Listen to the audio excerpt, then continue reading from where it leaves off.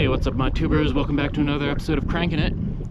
Today we're still in southern Mexico, headed to Guatemala. You know, after all that messing around in central Mexico with the going slowly and breaking components on my bike, no more of that this episode, all right? This episode is going to be all about the crank.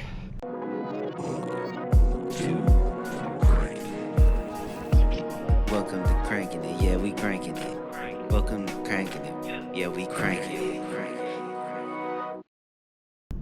That being said, I am still riding the Trans-Mexico route. It's mostly pavement, okay, it's mostly pavement, but there are a couple of sort of rural mountain paths that I'll be taking. The southern part of the Trans-Mexico route leaves Oaxaca and heads up into the mountains. As soon as I left the lowlands, I started hearing less Spanish and more of the local indigenous language, Miche.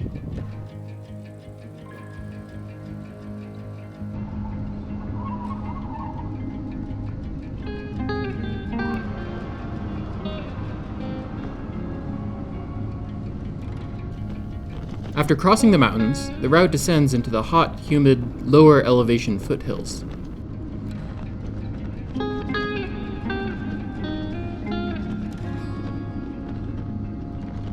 A lot of these hills were very difficult for me.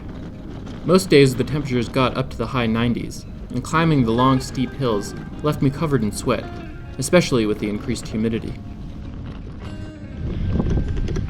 You know, some people ask, what do I think about on these long rides when I've got hours to myself? Well, it changes. It's always changing, but these days, I'm mostly just thinking about cold drinks. When the next drink is gonna be, what I'm gonna get.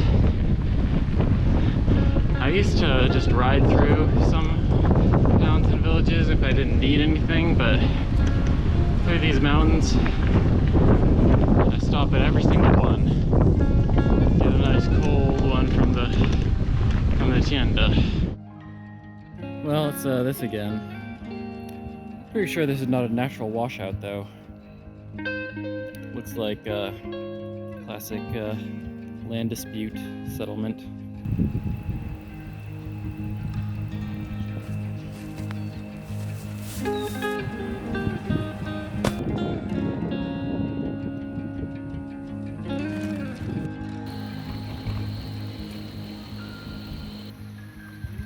There was some respite, though. At the bottom of many of the climbs were cool, clean rivers, perfect for a soak while I waited out the hottest part of the day.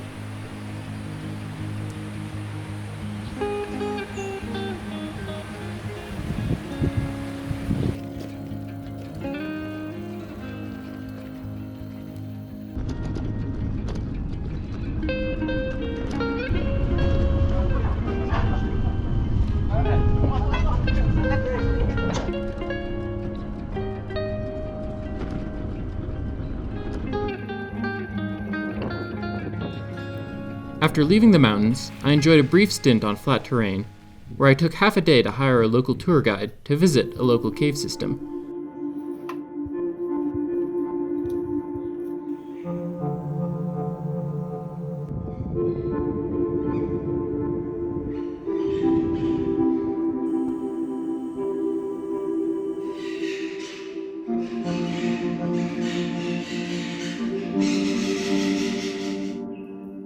Next, he brought me to a cenote. I had never been to one before, so I didn't know what to expect, but it was actually pretty magical.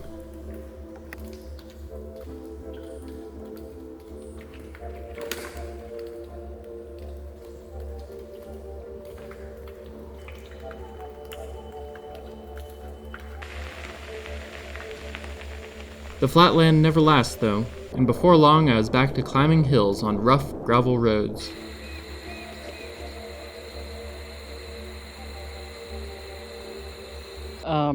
Well, my tent just fell off of my fork. It's not that the straps came off or anything. It appears that cradle just pulled right off of the fork itself. This is where it used to be, and now there's two giant holes in my fork. I think that looks okay. I don't see any cracks. For now, I've got the tent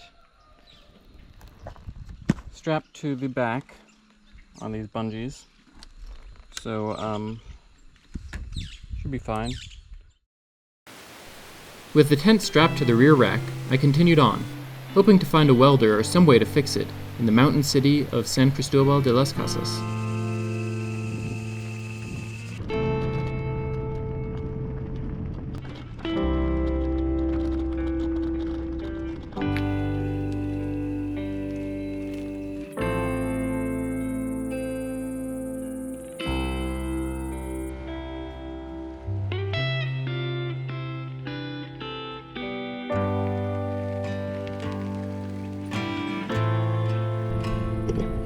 Well, it's hot out again. Did I mention it's hot? Seems like most days it's pretty hot. And we're climbing, which is really hard to do when it's hot.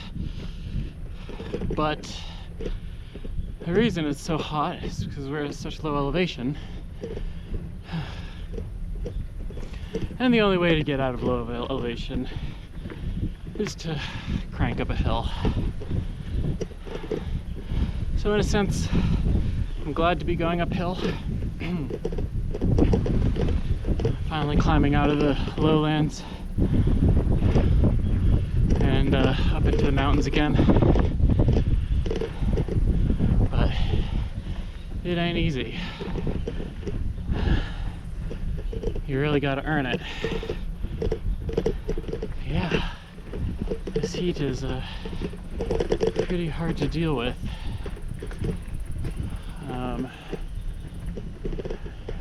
It's making me very sweaty, and oh my god, what is that?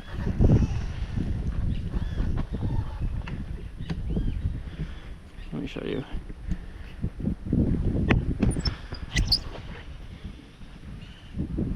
That looks pretty nice, huh? It's behind a fence, but can I get to that?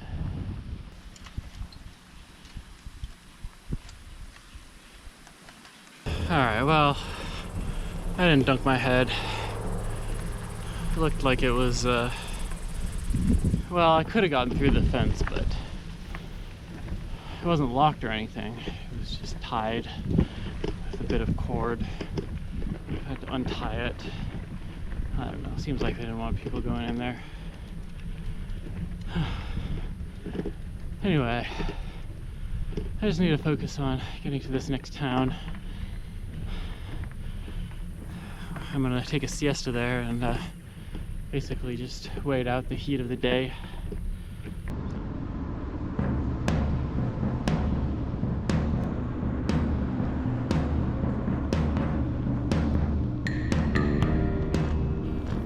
It was another long climb, but after cresting the pass, all that remained was a quick, steep descent into town.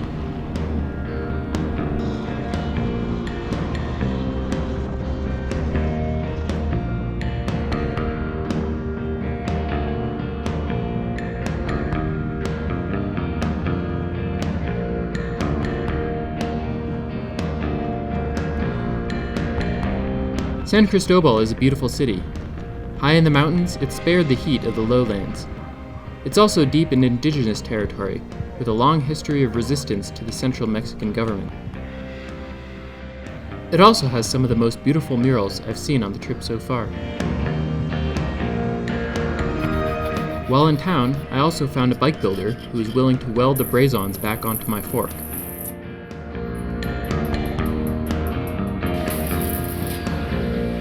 I also got some new shoes, since my old ones were a bit worn out.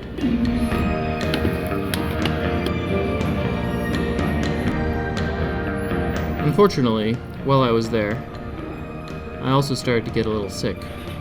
Nothing serious, just some mild diarrhea. As soon as I got back on the road, I picked up a screw. Well, that sucks.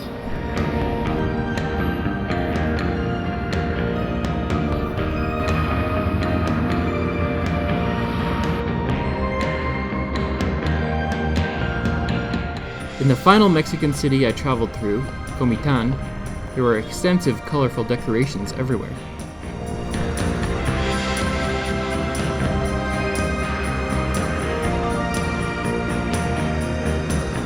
So, today at long last, I'm headed to Guatemala. It'll be exciting to enter a new country. I've really enjoyed my time here in Mexico.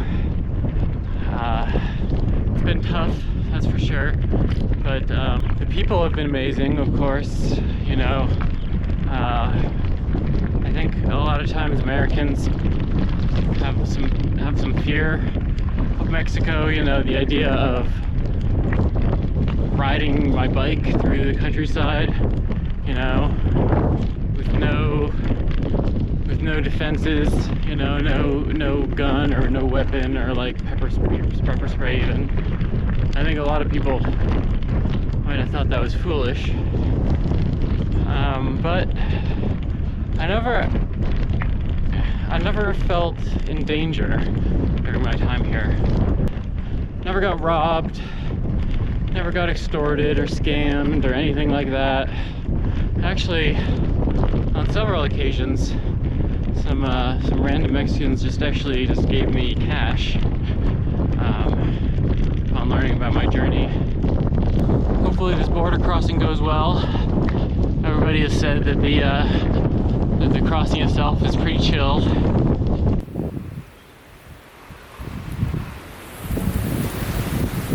As I had hoped, the border crossing was easy, and soon I was riding through the beautiful Guatemalan countryside.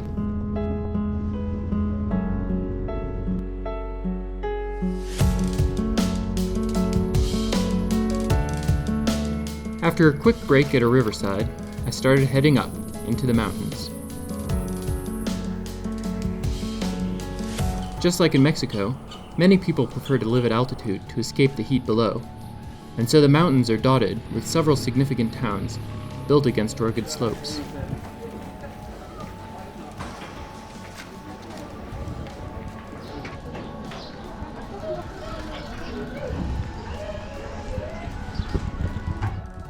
The roads between them weren't always paved, and often narrow and steep, but the views were always impressive.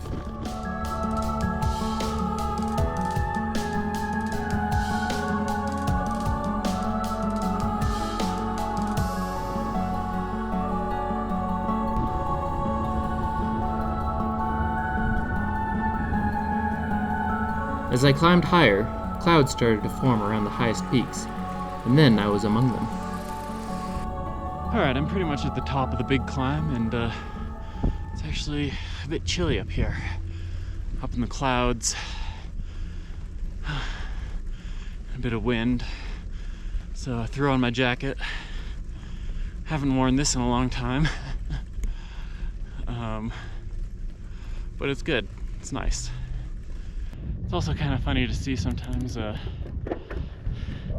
people will paint their houses with American flags. I think that's to designate that they have relatives in the United States. But there's a lot of those. It was a long and tough climb, but as I like to say, for every uphill, there's a downhill. And for the rest of the day, I cruised down the other side of the mountain.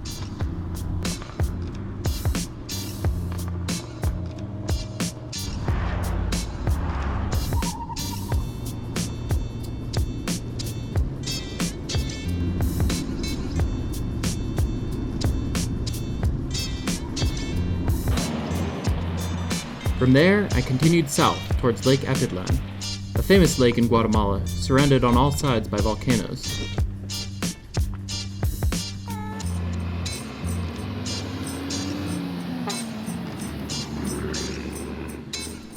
The roads I was on now were much more heavily trafficked, and soon I was climbing back up into the clouds once again.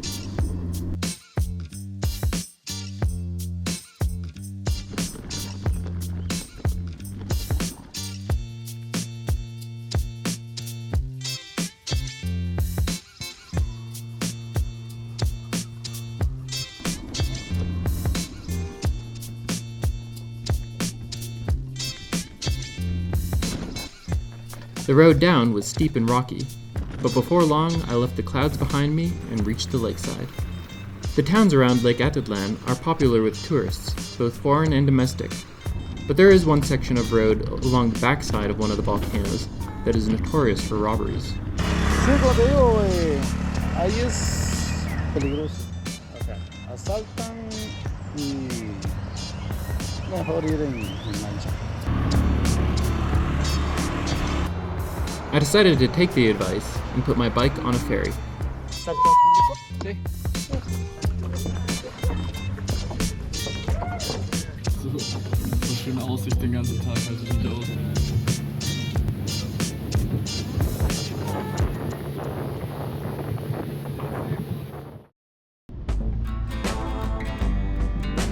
Leaving the lake behind, I had to climb up out of the ring of volcanoes to head towards my next destination of Antigua.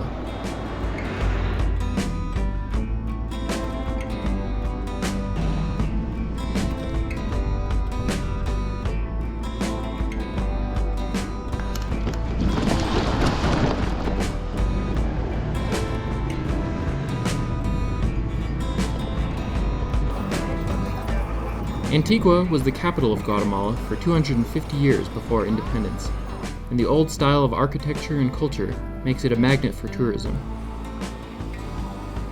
After spending so much time in smaller towns and villages, it was a bit of a shock to see so many American and European tourists. Well, I'm leaving Antigua and headed to Guatemala City.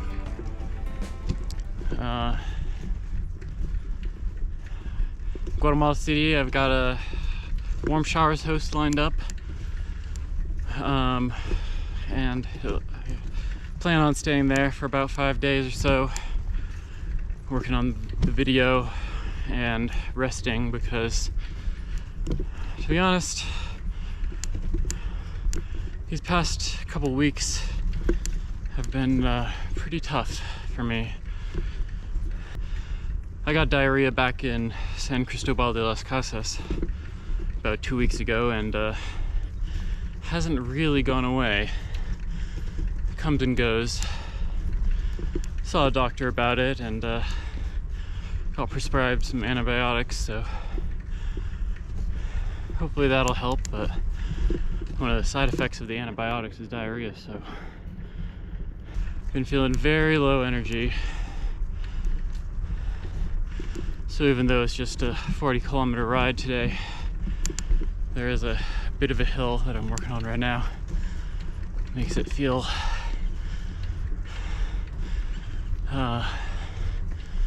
like it's gonna be a pretty long day. There's a couple issues with my bike as well. I just haven't had the energy to work on maintenance projects, and since it still rides, I'm just trying to get to Guatemala City.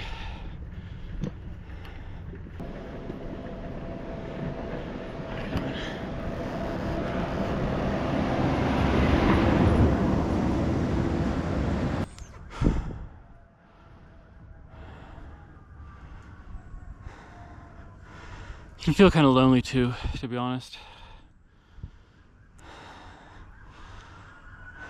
When I got to some of the lake towns in Lake Atitlan, I stayed at a hostel. I was hoping to meet some fellow travelers, you know, hang out, swap stories and stuff, but I don't know. It never really works out that way like it does in my head. I have a hard time connecting with people. Maybe it's because I smell horrible and haven't showered for a while, but maybe I'm just low energy and give off a grumpy vibe. Probably also dehydrated, what with the diarrhea and the sweating all the time.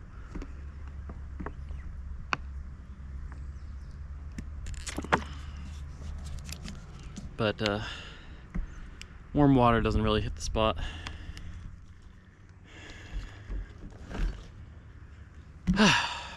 Anyway, I'm still making progress, so there's a lot to be grateful for.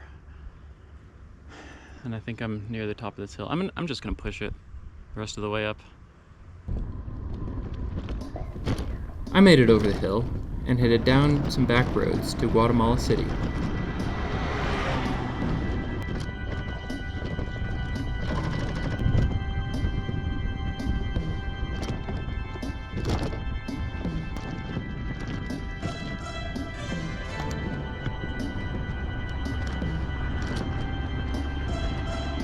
Now I'm resting at a warm showers host, recovering and working on this video. Soon I'll continue my journey through Central America, to El Salvador, Honduras, Nicaragua, and Costa Rica.